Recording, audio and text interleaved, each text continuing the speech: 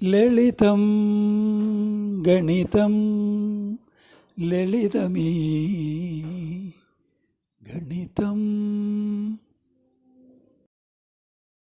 നമസ്കാരം മിടുക്കികളെ, മിടുക്കന്മാരെ, എല്ലാവരും ഹാപ്പി ആയിട്ടിരിക്കണില്ലേ? എന്താണ് അവിടെ ഒരു തിളക്കം? എല്ലാവരും വന്നിട്ടില്ലേ? ഫഹദ് ഇന്ന് പുതിയ ഷർട്ട് ഇട്ടു അല്ലേ? നന്നായിട്ട്. ബാക്കി എല്ലാവരും എത്തിയില്ലേ? അപ്പോൾ ഇന്ന് നമ്മൾ എടുക്കാൻ പോകുന്നത് പുതിയൊരു ചാപ്റ്ററാണ്. CBSE മാത്സിൻ്റെ ക്ലാസ് 6 ചാപ്റ്റർ 4. എന്താണ്? Basic geometrical ideas. അതാണ് എടുക്കാൻ പോകുന്നത്. അപ്പോൾ എല്ലാവരും റെഡിയല്ലേ? അപ്പോൾ നമുക്ക് ക്ലാസ്സിലേക്ക് പോവാം. വരും. അപ്പോൾ ഇന്ന് നമ്മൾ പുതിയൊരു ചാപ്റ്ററിലേക്ക് പ്രവേശിക്കുകയാണ്. Basic geometrical ideas. ജിയോമെട്രി എന്താണ് സംഭവം? ഇപ്പോൾ കഴിഞ്ഞ ക്ലാസ്സുകളിലൊക്കെ ചാപ്റ്ററിലൊക്കെ നമ്മൾ നമ്പേഴ്സിനെ കുറിച്ചാണ് പഠിച്ചത്. നമ്പേഴ്സിൻ്റെ അഡീഷൻ, സബ്ട്രാക്ഷൻ, നമ്പേഴ്സ് പുതിയ വലിയ നമ്പറുകൾ കണ്ടുപിടിക്കൽ അല്ലേ? ഇതൊരു വേറൊരു ടൈപ്പാണ്. ഇപ്പോൾ നമ്മൾ നമ്പറിനെ കുറിച്ചല്ല ബോധം. എന്തിനെ കുറിച്ചാണ്? ഷേപ്പുകൾ, അതിൻ്റെ അളവുകൾ. പലതരം ഷേപ്പില്ലേ? നീളത്തിൽ, വട്ടത്തിൽ, ചതുരത്തിൽ, റെക്റ്റാങ്കിൾസ്, സർക്കിൾസ്, ട്രയാങ്കിൾസ്, അങ്ങനെ പലതരം. നമുക്ക് ഇവിടെ നോക്കിയാലും നമ്മൾ ഉണ്ടാക്കുന്ന സാധനങ്ങളായാലും ശരി, നമ്മൾ ചുറ്റുപാട് നോക്കിയാൽ കാണുന്നത് ഇങ്ങനെ ഓരോ ഷേപ്പുകൾ കാണാം അല്ലേ? അപ്പോൾ ആ ഷേപ്പുകളെ കുറിച്ചുള്ള ഒരു പഠനമാണ് ഷേപ്പും അതെങ്ങനെ മെഷർ ചെയ്യാം, അതാണ് ജിയോമെട്രി. അപ്പോൾ ഈ ജിയോമെട്രി എന്നുള്ളത് ഒരു ഗ്രീക്ക് ലാംഗ്വേജിലുള്ളൊരു വേർഡിൽ നിന്ന് ഡിറൈവ് ചെയ്ത ഇതാണ്. ജിയോ എന്ന് പറഞ്ഞാൽ നമുക്കെല്ലാം അറിയാം അല്ലേ? ജിയോ എന്ന് പറഞ്ഞാൽ ജിയോഗ്രഫി, ഭൂമിയെ സംബന്ധിച്ച്. ജിയോ എന്നുള്ള ഇത് ഭൂമിയെ സംബന്ധിച്ചുള്ള അർത്ഥം വരുന്നത്. അപ്പോൾ ജിയോമെട്രി ഭൂമിയെ സംബന്ധിച്ചും മെഷർമെൻറ്റിനെ സംബന്ധിച്ചും. അത് എന്ത് ഉണ്ടായിരിക്കും എന്ന് വെച്ച് കഴിഞ്ഞാൽ, ആദ്യകാലത്തിൽ ഏറ്റവും ആദ്യം മനുഷ്യന് ആവശ്യം വന്നിരിക്കും. നമ്മൾ ആ കൗണ്ടിങ്ങിൻ്റെ കാര്യം പറഞ്ഞില്ലേ, ആടുകൾ കൗണ്ട് ചെയ്യാനാണ് ആദ്യം. അപ്പോൾ അതേമാതിരി എത്രയോ കാലം മുമ്പ് മനുഷ്യന് ആദ്യം ആവശ്യം വന്നിട്ടുണ്ടാവുക ലാൻഡ് മെഷർ ചെയ്യാനായിരിക്കും അല്ലേ? ഓരോരുത്തർക്ക് ഇത്ര കൃഷി ചെയ്യാൻ വേണ്ടി ഭൂമി ഉണ്ടാവും. അപ്പോൾ നിനക്കിത്ര അവനെത്ര എന്ന് പറയില്ലേ? അപ്പോൾ ആ ലാൻഡ് മെഷർ ചെയ്യണമെങ്കിലാണ് ആദ്യം ഈ ജിയോമെട്രി. അപ്പോൾ ഒരു റെക്റ്റാങ്കുലർ ഷേപ്പിൻ്റെ എത്ര വലിപ്പമുണ്ട്, അപ്പോൾ അതിൻ്റെ ഏരിയ കാണുക. അങ്ങനെ അതുകൊണ്ടായിരിക്കും ഈ വേർഡ് ഇങ്ങനെ ഉണ്ടായിട്ടുണ്ടാവും. മറ്റേ ലാൻഡും മെഷർമെൻറ്റും ജിയോമെട്രി.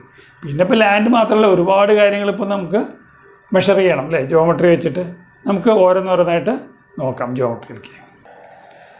അപ്പോൾ നമുക്ക് ആദ്യമായിട്ട് കേർവ്സ്, CURVES, കേർവ്സ് എന്ന് പറഞ്ഞാൽ എന്താണുള്ളത്? 4 ടൈപ്പ് കേർവ്സ്. കേർവ് എന്ന് പറഞ്ഞാൽ എന്താണ്? ഏതാണോ സ്ട്രെയിറ്റ് അല്ലാത്തത് അത് കേർവ് അല്ലേ? സ്ട്രെയിറ്റ് ലൈൻ ഇങ്ങനെ വരയ്ക്കുന്നു, ഇത് സ്ട്രെയിറ്റ് ലൈൻ ആണോ? ഇങ്ങനെ വരച്ചാൽ അത് കേർവായി. അപ്പം 4 ടൈപ്പ് കേർവ് എന്തൊക്കെയാണ് നോക്കാം. ഇത് ഒരു സിമ്പിൾ കർവ് എന്ന് പറയുന്നത്. ഇത് പ്രത്യേകിച്ച് പ്രത്യേകമൊന്നുമില്ല, ഒരു കർവ് അത്ര തന്നെ. ഈ കർവിനൊരു പ്രത്യേകതയുണ്ട്. എന്താണ്? ഇത് ആ കർവിൻ്റെ തന്നെ ഒരു ലൈനെ കൂട്ടിമുട്ടിയിട്ടാണ്. കണ്ടോ? രണ്ട് വ്യത്യാസം മനസ്സിലായി. ഇതിൽ ഒരു ലൈൻ വേറെ ലൈനിൻ്റെ മീതെ കൂടെ പോകുന്നില്ല, അത് സിമ്പിൾ കർവ്. പിന്നെ ഇത് ഒരു ലൈനിൻ്റെ മീതെ കൂടെ വേറെ ലൈൻ പോകുന്നു, അപ്പോൾ ഇതിൽ ഇൻ്റർസെക്റ്റിംഗ് കർവ് എന്ന് പറയും. ഇൻ്റർസെക്റ്റിംഗ് കർവ് അഥവാ ക്രോസ്ഡ് കർവ് എന്ന് പറയും. ക്രോസ് ചെയ്ത് പോവാണല്ലോ. പിന്നെ ഇതെന്താണ്? ഈ കർവിൻ്റെ പ്രത്യേകത എന്താ? ഇങ്ങനെ നിന്നിട്ട് രണ്ട് എന്നെ കൂട്ടിമുട്ടുന്നില്ല അല്ലേ? അപ്പോൾ ഇതിന് ഓപ്പൺ കർവ് എന്ന് പറയും. ഓക്കെ. ഇത് ക്ലോസ്ഡ് കർവ്, കൂട്ടിമുട്ടി. ഇതും ക്ലോസ്ഡ് കർവാണ്. അപ്പോൾ crossing curve, open curve, closed curve. മനസ്സിലായില്ലേ? അടുത്തതാണ് നമ്മൾ ഓരോ ജിയോമെട്രിയിലത്തെ ഓരോ കൺസെപ്റ്റിനെ കുറിച്ച് പഠിക്കാൻ. ആദ്യമായിട്ട് പോയിന്റ് എന്ന് പറഞ്ഞാൽ എന്താണ്?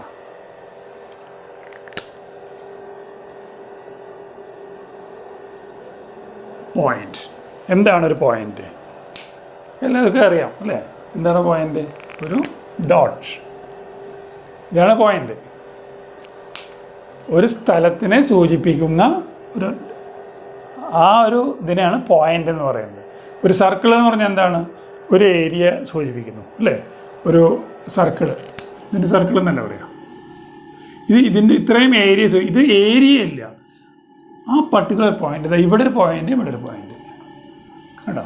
അപ്പോൾ ഈ പോയിന്റിന് നേർക്ക് പോയാൽ പിന്നെ ഇതിന്ന് വിട്ടിട്ട് ഇവിടെ ഒരു പോയിൻ്റ് മാറി മാറി വരുന്നത് കണ്ടോ. അപ്പോൾ ഈ ഒരു ഡോട്ടിനാണ് നമ്മൾ പോയിൻ്റ് പറയുന്നത്. പോയിൻ്റിൻ്റെ പ്രത്യേകത എന്താണ്? അതൊരു പ്രത്യേക സ്ഥലം സൂചിപ്പിക്കാനാണ്. അപ്പോൾ പോയിന്റിന് ശരിക്കും വലിപ്പം ഉണ്ടാവാൻ പാടില്ല. ഇപ്പം നമുക്ക് കാണാൻ വേണ്ടിയിട്ട് നമ്മൾ വലിപ്പം വരികയാണ്. വാസ്തവത്തിൽ അതിൻ്റെ എക്സാക്റ്റ് മീനിങ് എന്താണ്? തീരെ കാണാത്ത രീതിയിൽ എന്നാൽ അവിടെ ഉണ്ടെന്ന് അറിയാൻ വേണം. ആ ഒരു സ്പോട്ട്, ആ സ്പോട്ട് എത്രത്തോളം പോയിൻ്റ് ചെറുതാവണോ അത്രത്തോളം കറക്റ്റ് ആവും. മനസ്സിലായി? അതായത് പോയിൻ്റ് എന്ന് പറയുന്നതിൻ്റെ വലിപ്പം ഉണ്ടാവാനേ പാടില്ല, എന്നാൽ എവിടെയെന്ന് മനസ്സിലാവുകയും വേണം. അത് എത്രത്തോളം നമുക്ക് ചെറുതാക്കാൻ പറ്റുന്നു അത്രത്തോളം ആ പോയിൻ്റ് എന്ന് പറഞ്ഞ കാര്യത്തിൻ്റെ മീനിങ് ശരിയായി. ഇപ്പോൾ ഒരു ഉദാഹരണം പറഞ്ഞുതരാം. ഇപ്പോൾ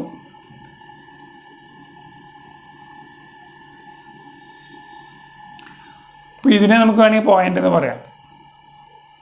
കുറച്ച് വലിപ്പം കൂടിയ പോയിൻ്റാണ്. ഇങ്ങനെ രണ്ട് പോയിൻ്റ് ഉണ്ടെന്ന് വയ്ക്കുക. അപ്പോൾ ഈ പോയിൻ്റ് എടുക്കുമ്പോൾ ഇത്ര വലിപ്പത്തിൽ പോയിൻ്റ് എടുത്തു കഴിഞ്ഞാൽ കുഴപ്പം എന്താണെന്ന് അറിയുമോ? എന്താണ്? ഈ രണ്ട് പോയിൻ്റ്, ഇതിന് പോയിൻ്റ്, ഇത് എ എന്ന് ഈ പോയിൻറ്റിന് പേര് കൊടുക്കുക, ഇതിന് ബി എന്ന് പേര് കൊടുക്കുക. അപ്പോൾ ഈ എ എന്ന് പറയുന്ന പോയിൻറ്റും ബി എന്ന് പറയുന്ന പോയിൻറ്റും തമ്മിൽ ഇടയിലുള്ള ഡിസ്റ്റൻസ് എന്താണെന്ന് വെച്ച് കഴിഞ്ഞാൽ, ഒരാൾ അളക്കുമ്പോൾ ഈ അറ്റത്ത് നിന്ന് തുടങ്ങും, ഇതും പോയിൻ്റാണല്ലോ, ഈ അറ്റത്ത് നിന്ന് തുടങ്ങും, ഇങ്ങനെ അളക്കും. വേറെ ആൾ അളക്കുമ്പോൾ ഈ അറ്റത്ത് നിന്ന് തുടങ്ങും, എന്നിട്ട് ഈ അറ്റത്തേക്ക് അളക്കും. അപ്പോൾ രണ്ടുപേരും മെഷർ ചെയ്യുന്ന ഡിസ്റ്റൻസ് രണ്ടായിരിക്കും. എന്താ കാരണം? ഈ പോയിൻ്റ് എന്ന് പറഞ്ഞാൽ ഇവിടെ അടയാളപ്പെടുത്തിയിരിക്കുന്ന സാധനം തന്നെ വലുതാണ്. അപ്പോൾ അതിൻ്റെ ഈ സൈഡും ഉണ്ടാവും, ആ സൈഡും ഉണ്ടാവും. അപ്പോൾ ഇങ്ങനെയുള്ള അബദ്ധങ്ങളൊന്നും പറ്റാതെയാണ് ശരിക്കുള്ള പോയിൻ്റ് വരുന്നത്. ശരിക്കുള്ള പോയിൻ്റിൽ കാണാത്ത രീതിയിലൊരു കുത്താവും. അപ്പോൾ അതിൻ്റെ ഡിസ്റ്റൻസ് ഒന്നുകൂടി കൃത്യമാവും. ആ രണ്ട് പോയിൻ്റുകൾ നമ്മുടെ ഡിസ്റ്റൻസ് ഒന്നുകൂടി കൃത്യമാവും. അപ്പോൾ പോയിൻ്റ് എന്ന് പറഞ്ഞാൽ എത്ര ഉദ്ദേശിക്കും നമ്മൾ മനസ്സിലാക്കണ്ടോ? അതൊരു സ്ഥലം പറയാനുള്ളൊരു ഇതാണ്. ഒരു ഇന്ന സ്ഥലത്ത് നിന്ന് എന്നാൽ അത് ഏറ്റവും ചെറുതുമാവും, കണ്ണ് കാണാത്ത അത്ര രീതിയിലുള്ള ചെറുതായിട്ട്. അതാണ് പോയിൻറ്റിൻ്റെ ഒരു പ്രത്യേകത, ഏറ്റവും ചെറുതായിരിക്കണം. ഇപ്പോൾ ഇവിടെ ഇങ്ങനെ ഒരു 3 പോയിൻ്റ് ഉണ്ടെന്നിരിക്കാം, 3 പോയിൻ്റ്. അപ്പോൾ അതിന് ഒന്നിന് എ എന്ന് പേരിട്ടു, ഇത് ബി, ഇത് സി. അപ്പോൾ നമുക്ക് വേറെ ഏതെങ്കിലും സന്ദർഭത്തിൽ ഇതിനെക്കുറിച്ച് പറഞ്ഞാൽ പോയിൻ്റ് ബിയിലേക്ക് നോക്കൂ, അല്ലെങ്കിൽ പോയിൻ്റ് സിയിലേക്ക് നോക്കൂ, പോയിൻ്റ് എയും സിയും തമ്മിൽ എത്ര ദൂരമുണ്ട് അത് നോക്കൂ എന്നൊക്കെ പറയാൻ. ഇതിന് ഇങ്ങനെ ഇടുന്ന പേരിടുകയാണ് ഈ ഒരു പോയിൻറ്റിന്. അപ്പോൾ ആ പേരിടുന്നതിൻ്റെ ഒരു രീതി ഇങ്ങനെയാണ്. പോയിൻ്റ് എ എന്ന് പറഞ്ഞാൽ ഇങ്ങനെ ഒരു പോയിൻ്റ് ഇടാം, പോയിൻ്റ് എ, പോയിൻ്റ് ബി, ഇങ്ങനെയാണ് അത് എഴുതുക. ആ പോയിൻറ്റിനെ സൂചിപ്പിക്കുന്ന നമ്മൾ എന്തെങ്കിലും എഴുതുമ്പോൾ ഇപ്പോൾ പോയിൻ്റ് എയും പോയിൻ്റ് ബിയും തമ്മിൽ ഡിഫറൻസ് എന്താണെന്ന് ചോദിക്കുമ്പോൾ പോയിൻ്റ് എ എന്നുള്ള ഇങ്ങനെ കാണിക്കുക, എന്നിട്ട് പോയിൻ്റ് ബി എത്ര ഡിസ്റ്റൻസിൻ്റെ ഉള്ളിൽ നോക്കുക. ഇത് പോയിൻ്റ് അടയാളപ്പെടുത്താനുള്ള കാര്യം. അടുത്തതായിട്ട് പഠിക്കാനുള്ള 3 കൺസെപ്റ്റാണ് ലൈൻ സെഗ്മെൻറ്റ് എറേ. ഇതെന്തൊക്കെയാണ് നമുക്ക് നോക്കാം. ആദ്യം നമുക്ക് ലൈൻ സെഗ്മെൻറ്റ് എന്ന് തുടങ്ങാം. ഇതാ ഒരു വര വരച്ചു, രണ്ടറ്റത്ത് ഇവിടെ എ എന്ന് പറഞ്ഞൊരു പോയിൻ്റ് ഉണ്ട്, ഇവിടെ ബി എന്ന് പറഞ്ഞൊരു പോയിൻ്റ് ഉണ്ട്. ഈ 2 പോയിൻറ്റിൻ്റെ നടുവിൽ ഈ 2 പോയിൻറ്റിനെ കണക്ട് ചെയ്തിട്ടൊരു വര വരയ്ക്കുന്ന, സ്ട്രെയിറ്റ് ആയിട്ടൊരു വര വരയ്ക്കുമ്പോൾ അതിനെ നമ്മൾ ലൈൻ സെഗ്മെൻറ്റ് എന്ന് പറയുന്നു. കണ്ടോ, ലൈൻ സെഗ്മെൻറ്റ് എ ബി. അപ്പോൾ അതിനെ നമ്മൾ എഴുതുമ്പോൾ രേഖപ്പെടുത്തുന്നത് ഇങ്ങനെ കണ്ടോ, ഇങ്ങനെ മുകളിലൊരു വരച്ച്. ഇതിൻ്റെ അർത്ഥം ഇത് line segment A B, A തൊട്ട് ബി വരെയുള്ള ഒരു ലൈന് ഇത് രേഖപ്പെടുത്തുന്നു. ഓക്കെ, ലൈൻ സെഗ്മെൻറ്റ് പ്രത്യേകത എന്താണ്? അത് നമുക്ക് മെഷർ ചെയ്യാവുന്നതാണ്. ഈ പോയിൻ്റ് എത്ര ഡിസ്റ്റൻസ് ഉണ്ട്, എത്ര നീളമുണ്ട് ഈ ലൈനിന്, എല്ലാം നമുക്ക് മെഷർ ചെയ്യാൻ പറ്റും. ഇനി ഇതിൻ്റെ അടുത്ത ഇതാണ് റേ എന്ന് പറയുന്നത്. റേ എന്ന് പറയുന്നൊരു പ്രത്യേകിച്ച് ഒരു പോയിൻ്റ് എ എടുത്തു, എയിൽ നിന്ന് ഇങ്ങനെ പോകുന്നു. പക്ഷെ ഇങ്ങനെ പോകുന്നതിന് ബി മാതിരി ഇവിടെ ഒരു പോയിന്റ് ഇല്ല. അതിന് പകരം ഇതിങ്ങനെ പോയിക്കൊണ്ടേയിരിക്കുകയാണ് ഇൻഡെഫിനിറ്റ് ആയിട്ട്. അങ്ങനെ വരുമ്പോഴാണ് നമ്മൾ ഇവിടെ ഇങ്ങനെ ഒരു ഏരോ ചിഹ്നം കാണിക്കുന്നത്. നമ്മൾ നമ്പർ ലൈനൊക്കെ പഠിക്കുമ്പോൾ കണ്ടിട്ടുണ്ടായിരുന്നില്ലേ ഒരു ഏരോ വയ്ക്കണത്? ആ ഏരോ വയ്ക്കുന്നതിൻ്റെ അർത്ഥം എന്താണ്? അതിങ്ങനെ പോയി ബോർഡും കഴിഞ്ഞ് ആ മുറിയും കഴിഞ്ഞ് അങ്ങനെ പോയിക്കൊണ്ടേയിരിക്കും അല്ലേ, ഇങ്ങനെ നിൽക്കില്ല. അപ്പോൾ ഇങ്ങനെയുള്ള സാധനത്തിനെയാണ് റേ എന്ന് പറയുന്നത്. ഇപ്പോൾ സൺ റേസ് എന്ന് പറയില്ലേ, സണ്ണിൽ നിന്ന് വരുന്ന റേ എന്താണ്?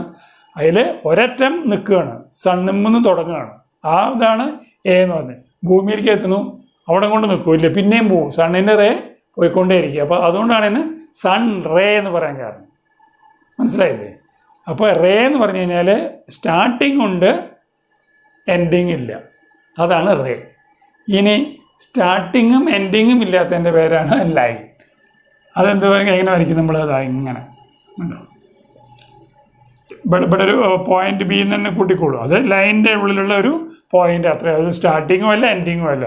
ഇങ്ങോട്ടും ഇങ്ങനെ പോയിക്കൊണ്ടിരിക്കും, ഇങ്ങോട്ടും ഇങ്ങനെ പോയിക്കൊണ്ടിരിക്കും. രണ്ട് എൻഡിനും ഒരു അവസാനമില്ല. ഇതിനാണ് ലൈൻ എന്ന് പറയുന്നത്. അപ്പോൾ ലൈനിനെ വരയ്ക്കണമെങ്കിൽ നമ്മൾ ഇപ്പോൾ പറയണമെങ്കിൽ നമ്മൾ രണ്ട് പോയിന്റ് എടുത്തു, എ ബി. അപ്പോൾ ഇവിടെ ലൈൻ ബി എ എന്ന് പറഞ്ഞു കഴിഞ്ഞാൽ ഇതാണ് ബിയും എയും ടച്ച് ചെയ്തുകൊണ്ട് പോകുന്ന ലൈന്. രണ്ട് സൈഡിലേക്കും എത്ര വേണമെങ്കിൽ പോവാം. അതുപോലെ റേ ആണെങ്കിലോ ഇവിടെ ഇപ്പോൾ രണ്ട് സാധനമുണ്ട്, എ ബി. എ എന്ന് പറഞ്ഞ പോയിന്റും ബി എന്ന് പറഞ്ഞ പോയിന്റും ടച്ച് ചെയ്തുകൊണ്ട് പോകുന്ന റേ. അപ്പോൾ അതിന് നമ്മൾ എങ്ങനെ രേഖപ്പെടുത്തുക? ഇങ്ങനൊരു ഏരോ വരയ്ക്കും, എന്നിട്ട് അതിൻ്റെ താഴത്ത് എ ബി എന്ന് കൊടുക്കും. അപ്പോൾ ഇത് റേ എ, ഇത് ലൈൻ സെഗ്മെൻറ്റ്, ഇത് റേ എ ബി, ഇത് ലൈൻ സെഗ്മെൻറ്റ് എ ബി, ഇത് ലൈൻ ബി എ. മനസ്സിലായില്ലേ? ഇനിയൊരു കാര്യത്തിലാണ്, രണ്ട് പോയിന്റ് നമുക്ക് തരികയാണെങ്കിൽ ആ രണ്ട് പോയിന്റും ടച്ച് ചെയ്തിട്ട് നമുക്കൊരു ഒരു ലൈൻ വരയ്ക്കാൻ പറ്റും. ഇപ്പോൾ ഇവിടെ നമ്മൾ എ എന്ന് പറഞ്ഞ പോയിന്റ് വന്നു, ബി എന്ന് പറഞ്ഞാൽ വേറെ പോയിന്റ് വന്നു.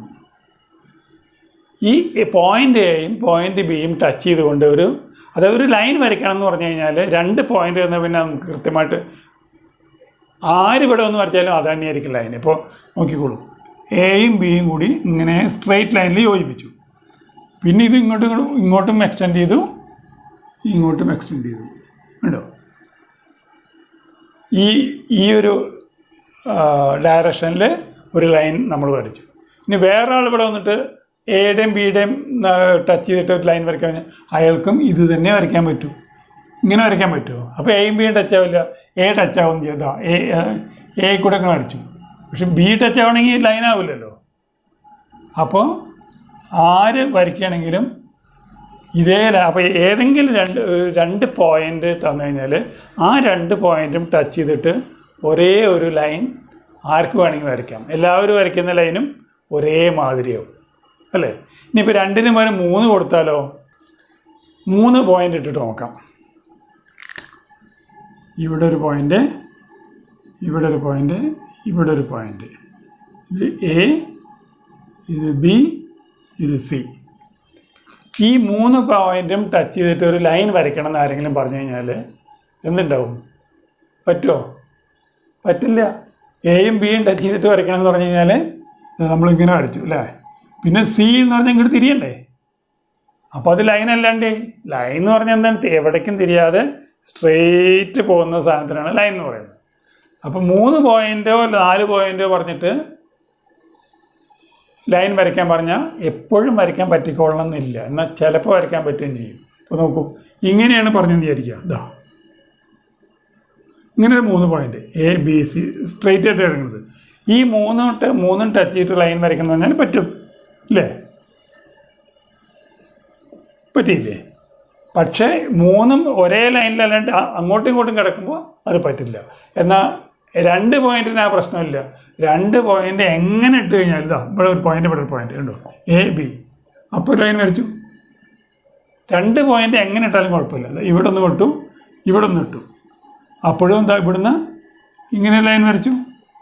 അപ്പോൾ 2 പോയിൻ്റാണ് അതിൽ പ്രാധാന്യം. 2 പോയിന്റ് തന്നു കഴിഞ്ഞാൽ ആ 2 പോയിന്റും ടച്ച് ചെയ്തിട്ട് നമുക്ക് എപ്പോഴും ഒരു ലൈൻ എല്ലാവർക്കും ഒരേമാതിരി വരയ്ക്കാൻ പറ്റും അല്ലേ. ഇനി അടുത്തൊരു നമ്മൾ പഠിക്കേണ്ട കാര്യമാണ് ഇൻ്റർസെക്റ്റിംഗ് ലൈൻസ്. ഇൻ്റർസെക്റ്റ് എന്ന് പറഞ്ഞാൽ നിങ്ങൾക്ക് അറിയണ്ടാവില്ല, രണ്ടും കൂട്ടിമുട്ടുന്നത് ഇൻ്റർസെക്റ്റ് ചെയ്യുക അല്ലേ. അപ്പോൾ ഇൻ്റർസെക്റ്റിംഗ് ലൈൻസ് പറഞ്ഞാൽ എന്തായിട്ടുണ്ടായിരിക്കും, രണ്ട് ലൈൻസ് കൂട്ടിമുട്ടുകയാണെങ്കിൽ ഇതെങ്ങനെ ഒരു ലൈൻ പോയിന്റ് എ ബി നമ്മൾ പറയാം. ഈ ഇങ്ങനൊരു ലൈൻ, പിന്നെ ഒരു ഇവിടെ രണ്ട് പോയിന്റ് തന്നു, സി എന്നും ഇവിടെ ഒരു ഡി എന്ന് പറഞ്ഞ പോയിന്റ് തന്നു നിൽക്കുക. അപ്പോൾ ഈ സിയും ഡിയും ചേർത്തിട്ട് വേറൊരു ലൈന് നമ്മളിങ്ങനെ വരച്ചു നിൽക്കുക. അപ്പോൾ ഈ രണ്ട് line A B, line C D, ഈ രണ്ട് ലൈനും ഇൻ്റർസെക്റ്റിംഗ് ലൈൻസ് ആണെന്ന് നമ്മൾ പറയും. മനസ്സിലായില്ലേ? എങ്ങനെ നമ്മൾ വരയ്ക്കുന്നത്, ലൈൻ എ ബി പിന്നെ ലൈൻ സി ഡി. ഇതാ ലൈൻ എ ബിയും ലൈൻ സി ഡിയും ഇൻ്റർസെപ്റ്റിംഗ് ലൈൻസ് ആണ് എന്ന് നമ്മൾ പറയും. ഇപ്പോൾ ഈ ഇൻ്റർസെപ്റ്റിംഗ് ലൈൻസ് നമുക്ക് കുറച്ച് ഉദാഹരണങ്ങൾ നമുക്ക് ചുറ്റും നോക്കിയാൽ കാണാൻ പറ്റും അല്ലേ. എന്താണ്, ഒന്ന് നമ്മൾ റോഡിൽ 4 കൂടി ജംഗ്ഷൻ വരില്ലേ, ട്രാഫിക് ലൈറ്റ് 2 റോഡും കൂടി മീറ്റ് ചെയ്യുന്നു. അപ്പോൾ ആ റോഡ് എന്ന് പറയുന്ന ഒരു ലൈനായിട്ട് സങ്കല്പിക്കുകയാണെങ്കിൽ ആ 2 റോഡുകൾ മീറ്റ് ചെയ്യുന്നത് ഇൻ്റർസെക്റ്റിംഗ് ലൈൻസിൻ്റെ ഒരു ഇത് വരും. പിന്നെ നമ്മുടെ ഇംഗ്ലീഷിൽ എക്സ് എന്ന് പറഞ്ഞ അക്ഷരം, ഡേഞ്ചർ സിഗ്നലൊക്കെ ഇല്ലേ, എക്സ്, അത് ഇൻ്റർസെക്റ്റിംഗ് സെഗ്മെൻറ്റ്സ് ആണ്. പക്ഷേ അത് ആ 2 സൈഡിലേക്ക് നീട്ടി കഴിഞ്ഞാൽ അത് ഇൻ്റർസെക്റ്റിംഗ് ലൈൻസ് ആക്കാൻ പറ്റും. പിന്നെന്താണ് കൺസെപ്റ്റ്, അപ്പോൾ ഇങ്ങനെ ആലോചിച്ചാൽ നമുക്ക് ചുറ്റും നോക്കി ഇങ്ങനെ ഓരോ ഷേപ്പ് നമ്മുടെ മനസ്സിൽ കാണാൻ പറ്റും. ഓക്കെ, ഇനി വേറൊരു കാര്യമാണ്, ഒരു പോയിന്റ് ടച്ച് ചെയ്തിട്ട് എത്ര ലൈൻസ് വരയ്ക്കാൻ പറ്റും. അതേമാതിരി 2 പോയിന്റ് ടച്ച് ചെയ്തിട്ട് എത്ര ലൈൻസ് വരയ്ക്കാൻ പറ്റും. ഇപ്പോൾ ഇതാ നമ്മളിവിടെ ഒരു പോയിന്റ് എടുത്തു, ഈ പോയിന്റ് ടച്ച് ചെയ്തിട്ട് എത്ര ലൈൻസ് വരയ്ക്കാൻ പറ്റുമെന്ന് നോക്കുകയാണെങ്കിൽ ഇതാ ഇങ്ങനെ വരച്ചു കണ്ടോ. ഇവിടെ ഒരു പോയിന്റ് ബി എന്ന് കൂട്ടിക്കോളൂ, ഇങ്ങനെ വരച്ചില്ലേ. ഇവിടെ ഒരു പോയിന്റ് ഉണ്ടെന്ന് വിചാരിക്കുക, സി എന്ന് പറഞ്ഞിട്ട്, സിയും എയും കൂടി കൂട്ടിയിട്ട് ഇങ്ങനെ വരയ്ക്കാം ഉണ്ടല്ലേ. അപ്പോഴും ഇത് പോയിൻ്റ് ടച്ച് ചെയ്തിട്ടാണ്. ഇവിടെ ഡി എന്ന് പറഞ്ഞൊരു പോയിന്റ്, അതും ഇ എന്ന് പറഞ്ഞ് ഇവിടെ വേറൊരു പോയിന്റ് കൊണ്ട് നിൽക്കുക. അപ്പോൾ ഈ പോയിന്റും ഇങ്ങനെ ക്രോസ് ചെയ്തിട്ട് ഇങ്ങനെ വരയ്ക്കാം ഇല്ലേ. അങ്ങനെ ഈ പിന്നെയും വരയ്ക്കാം കണ്ടോ. ഇതിങ്ങനെ വരച്ചുകൊണ്ടേ ഇരിക്കുക. ഇതൊക്കെ പോയിന്റ് എ ടച്ച് ചെയ്തിട്ടുള്ള ലൈൻസാണ് അല്ലേ. അപ്പോൾ ഇതിന് നമ്മൾ മുമ്പ് ഈ പറഞ്ഞ മാതിരി നമ്പറിന് എത്ര നമ്പർ നമുക്ക് നമ്പറിൻ്റെ അവസാനം നമ്മൾ കണ്ടുപിടിക്കാൻ പറ്റില്ലല്ലോ, ഇൻഫിനിറ്റി അല്ലേ, ഇങ്ങനെ എണ്ണിക്കൊണ്ടേയിരിക്കും. അതേമാതിരി തന്നെയാണ് ഇതിൻ്റെ കഥ. എന്താ കാരണം വെച്ചാൽ നമ്മൾ പോയിന്റ് നമ്മൾ പറഞ്ഞില്ലേ, തീരെ കണ്ണിൽ കാണാത്ത അത്രയും ചെറുത് എന്നുള്ളത്. അപ്പോൾ ഇതും ഈ പറഞ്ഞ മാതിരി ലൈനും വീതിയൊന്നുമില്ല, ഒരു സങ്കല്പം മാത്രമാണ്, ഒരു കൺസെപ്റ്റ് മാത്രമാണ്, ഇതെങ്ങനെ പോകണം. അപ്പോൾ അങ്ങനെ നോക്കുകയാണെങ്കിൽ ഇതും എണ്ണല്ലാതെ എത്ര വേണമെങ്കിൽ ലൈൻ ഒരു പോയിന്റ് കൂടെ വരയ്ക്കാൻ പറ്റും. എന്നാൽ നേരെ മറിച്ച് 2 പോയിന്റ് തന്നു നോക്കിയാൽ, അപ്പോൾ എ എന്ന് പറഞ്ഞൊരു പോയിന്റ്, ബി എന്ന് പറഞ്ഞ വേറെ പോയിന്റ്, ഇത് രണ്ടും ടച്ച് ചെയ്തിട്ട് ഒരൊറ്റ ലൈനെ വരയ്ക്കാൻ പറ്റുള്ളൂ അല്ലേ. പിന്നെ ഇങ്ങനെ പോയാൽ ഇത് ടച്ച് ചെയ്യാൻ വരും, ഇവിടുന്ന് ഇങ്ങനെ എടുത്തു കഴിഞ്ഞാൽ ഇത് ടച്ച് ചെയ്യാതെ വരും. അപ്പോൾ നമുക്ക് മനസ്സിലാക്കേണ്ട പ്രധാനപ്പെട്ട കാര്യം ഇതാണ്, ഒറ്റ പോയിന്റിലൂടെ എത്ര ലൈൻസ് വരയ്ക്കാം എന്ന് പറഞ്ഞാൽ ഇൻഫിനിറ്റിയാണ്, ഇഷ്ടംപോലെ ലൈൻ വരയ്ക്കാം, അൺലിമിറ്റഡ് ലൈൻസ് നമുക്ക് വരയ്ക്കാൻ പറ്റും. 2 പോയിന്റ് തന്നിട്ട് ആ 2 പോയിന്റും ടച്ച് ചെയ്തിട്ട് ലൈൻ വരയ്ക്കണം എന്ന് പറഞ്ഞാൽ ഒരേ ഒരു ലൈന് വരയ്ക്കാൻ പറ്റും. 3 പോയിന്റ് തന്നാലോ, 3 പോയിന്റ് തന്നാൽ 3 ഡിഫറൻ്റ് ലെവലിലാണ് ആ പോയിന്റ് എടുക്കണമെങ്കിൽ 3 ടച്ച് ചെയ്തിട്ട് ലൈനേ വരയ്ക്കാൻ പറ്റില്ല. പക്ഷേ ഒരൊറ്റ വരിയിൽ 3 പോയിന്റ് തരികയാണെങ്കിൽ നമുക്ക് ലൈൻ വരയ്ക്കാം അല്ലേ. ഇത് നമ്മൾ വ്യത്യാസം മനസ്സിലായില്ലേ. ലളിതം ഗണിതത്തിൻ്റെ ഇന്നത്തെ ക്ലാസ് ഇവിടെ അവസാനിക്കുന്നു. ഈ വീഡിയോ കണ്ടുകൊണ്ടിരിക്കുന്നവരിൽ സബ്സ്ക്രൈബ് ചെയ്യാത്തവരാരെങ്കിലും ഇപ്പോഴും ഉണ്ടെങ്കിൽ സബ്സ്ക്രൈബ് ചെയ്യണം. മാത്രമല്ല ബാക്കി ഇങ്ങനത്തെ ക്ലാസ്സിൽ ഇൻട്രസ്റ്റ് ഉള്ള കൂട്ടുകാരോട് നിങ്ങൾ ഇങ്ങനത്തെ ഈ ക്ലാസ്സിനെ കുറിച്ച് പറയുകയും അവരെ കൊണ്ടുകൂടി സബ്സ്ക്രൈബ് ചെയ്യിപ്പിക്കുകയും ചെയ്യണം. ഓക്കെ, അപ്പോൾ ഇനി നാളെ കാണാം. ബൈ.